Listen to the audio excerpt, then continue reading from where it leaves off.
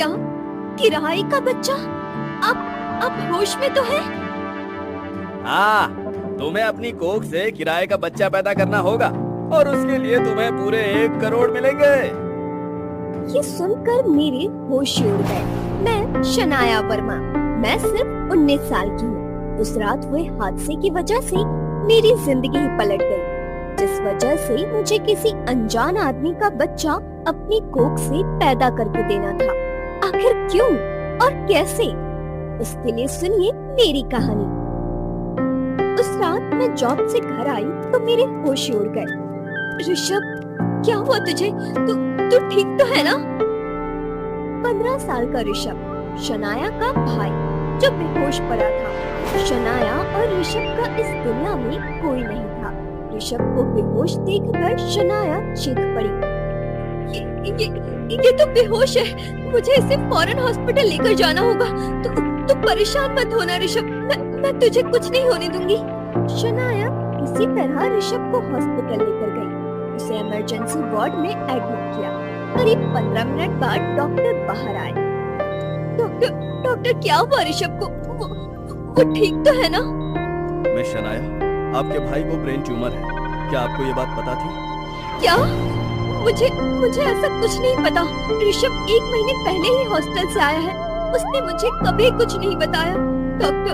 Doctor please कुछ भी कीजिए, मेरे भाई को बचा लीजिए। ठीक है, पर उसके लिए 40 लाख आप जमा करवा दीजिए।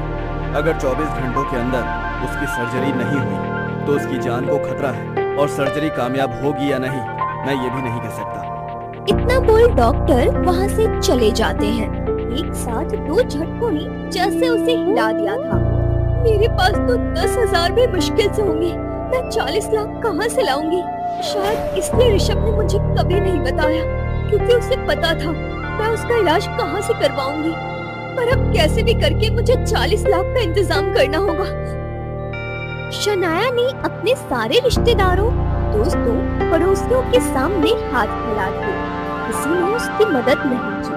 वो फूट कर रोने लगी। ऐसे तो वक्त निकल जाएगा और मैं ऋषभ को खो दूंगी।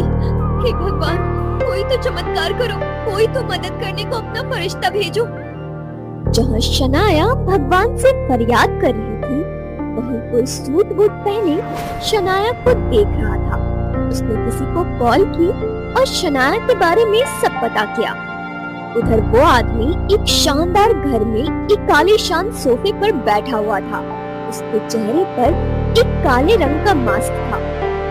बॉस, जिसे हम ढूंढ रहे थे वो हमें मिल गई है, और आपके उस काम को अंजाम देने के लिए ये लड़की बिल्कुल परफेक्ट है। अगर आप ऑर्डर दे तो मैं काम को अंजाम दूं। कूल, रोहित बंदे तुम कमाल के हो। और हाँ, वो फाइल साइन करवाना मत भूलना, क्योंकि वो फाइल इस लड़की की जिंदगी को बदल के रख देगी। Okay boss. रोहित शनाया के पास गया और बोला, अरे मैम, आप मेरे साथ आइए। 40 लाख रुपए दिलवाने में मैं आपकी मदद कर सकता हूँ। क्या? आपको कैसे पता मुझे 40 लाख चाहिए? अरे माफ कीजिए मैडम, पर मैंने आपकी सारी बातें सुन ली और मैं आपको 40 लाख नहीं, पूरे 1 करोड़ दूंगा। क्या आपको अपने भाई को सच में बचाना है या फिर सवाल जवाब में यूं ही टाइम वेस्ट करना है? लेकिन कोई अनजान आदमी मुझे 1 करोड़ क्यों देगा? एग्जैक्टली। अरे एक्चुअली पैसे मैं आपको नहीं, बल्कि मेरे बॉस देंगे आपको, पर उसके लिए उनकी 3 शर्तें हैं। शर्त? कैसी शर्त? रोहित ने कुछ पेपर निकाले और बोला, तो आपको ये फाइल बिना पढ़े साइन करनी होगी, और फाइल साइन करते ही आपके भाई का ट्रीटमेंट शुरू हो जाएगा। सुनकर शनाया की आंखों से आंसू बह रहे थे। आप सच में मेरे लिए फरिश्ता बनकर आए हो। आज तो आप मुझसे मेरी जिंदगी भी मांग लो तो वो भी मैं दे देती। ये पेपर तो चीज ही क्या है, लाइए दीजिए। अरे एक बार तो सोच लीजिए मैडम, कहीं बाद में पछताना ना पड़ जाए। अगर अभी मैंने देर कर दी तो मैं अपने भाई को खो दूंगी, इसलिए मेरे पास अभी पछताने को कुछ भी नहीं है। आप बस जल्दी से मेरे भाई का ट्रीटमेंट शुरू करवा दीजिए। शनाया ने वो पेपर लिए और बेताब होकर उन पर साइन करने लगी, बिना ये सोचे कि ये पेपर उसकी जिंदगी पूरी तरह से बदलने वाली थी। अभी तो मैंने साइन कर दी, अब तो मेरे भाई का इलाज शुरू करवा दीजिए। देखिए मैडम, अब आप हॉस्पिटल में नहीं रुक सकती। क्या बोल रहे हो? क्यों नहीं रुक सकती मैं हॉस्पिटल? मेरा भाई वहाँ अकेला है। तभी शनाया का फोन बजा। शनाया ने कॉल रिसीव किया। हेलो शनाया मैम, मैं डॉक्टर शंभू तोमर बोल रहा हूँ। दरअसल आपके भाई को देश के बेस्ट हॉस्पिटल में ट्रांसफर किया गया है और उसका 40 लाख रुपए जमा भी हो चुका है और अगले 20 मिनट में आपके भाई का ट्रीटमेंट शुरू हो जाएगा। क्या 40 लाख?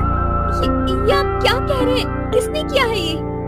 मिस्टर आरुष मल्होत्रा के कहने पर, और ये पैसा भी उन्हीं के अकाउंट से आया है।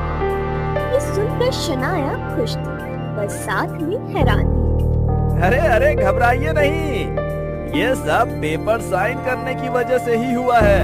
मिस्टर आरुष मल्होत्रा ही मेरे बॉस हैं। आरुष मल्होत्रा? ये तो वही है ना, शहर के सबसे अमीर आदमी जिनका डायमंड का बिजनेस है। और मैंने ये भी सुना है कि मल्होत्रा डायमंड के असली मालिक आरुष मल्होत्रा को आज तक किसी ने नहीं देखा, तो वो मेरी मदद क्यों कर रहे हैं? अरे हाँ हाँ, बिल्कुल सही सुना आपने। अभी आपको मेरे साथ चलना होगा। ये आप क्या कह रहे हैं? मेरा भाई जिंदगी और मौत के बीच झूल रहा है, मुझे उसके पास जाना है। देखिए, आप हॉस्पिटल नहीं जा सकती, और अगर आपने मेरे साथ जाने से मना किया ना, तो अभी के अभी आपके भाई का ट्रीटमेंट रुक जाएगा। तो इसीलिए आपको वहाँ जाना होगा जहाँ मैं आपको ले जा रहा हूँ। शनाया अच्छे से समझ चुकी थी उसके पास कोई ऑप्शन नहीं है। वो चुपचाप रोहित के साथ चली गई। रोहित उसे एक सुनसान जगह पर ले गया, जिसे देख शनाया थोड़ा डर गई। ये जगह कितनी सुनसान है, और ये इस सुनसान जगह पर इतना बड़ा घर, ये कितना अजीब और डरावना है। अरे मैडम, मेरे पीछे आइए और कोई सवाल मत कीजिए। शनाया चुपचाप उसके पीछे चल गई। घर में घुसते ही रोहित बोला, आप यहीं पे 2 मिनट रुकिए, मैं अभी आया। थोड़ी देर बाद रोहित वापस आया। अब आप अंदर जा सकती हैं। बॉस आपका इंतजार कर रहे हैं और अब मेरा काम यहीं पे खत्म होता है। ये सुनकर शनाया बहुत डर गई। मुझे डर लग रहा है, आप भी चलिए ना साथ में। अरे मैडम, अंदर जाइए, मेरे बॉस को इंतजार करना बिल्कुल भी पसंद नहीं है। शनाया सर झुकाकर अंदर जाने लगी और रोहित बाहर से दरवाजा बंद कर देता है। उस सीक्रेट हाउस के हॉल में बीच में एक किंग साइज की कुर्सी पर टूथपिक पहने एक आदमी बैठा हुआ था और उसके चेहरे पर एक काला मास्क था। Miss Shanaya Verma, welcome to my world. आप कौन हैं और मेरे बारे में कैसे जानते हैं? और आपने मेरी मदद क्यों की? और आपके चेहरे पर ये डरावना मास्क क्यों है? हाँ?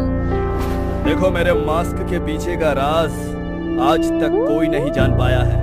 और रही बात मदद की, तो मैंने तुम्हारी मदद तुम्हारे फायदे के लिए नहीं, बल्कि तभी आरुष मल्होत्रा ने कुछ ऐसा कहा जिसे सुनकर शनाया चीख पड़ी।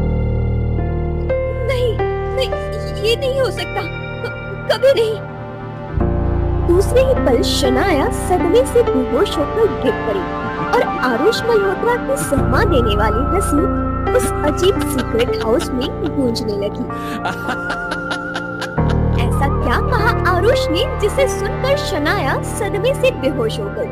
क्यों कर रहा है वो शनाया की मदद? क्या मकसद है उसके पीछे? और ऐसा क्या था उन पेपर पे जो शनाया से साइन करवाए गए? और क्या है आरुष के मास्क के पीछे का राज? और होश में आने पर क्या करेगी शनाया? ये जानने के लिए सुनिए इस कहानी का अगला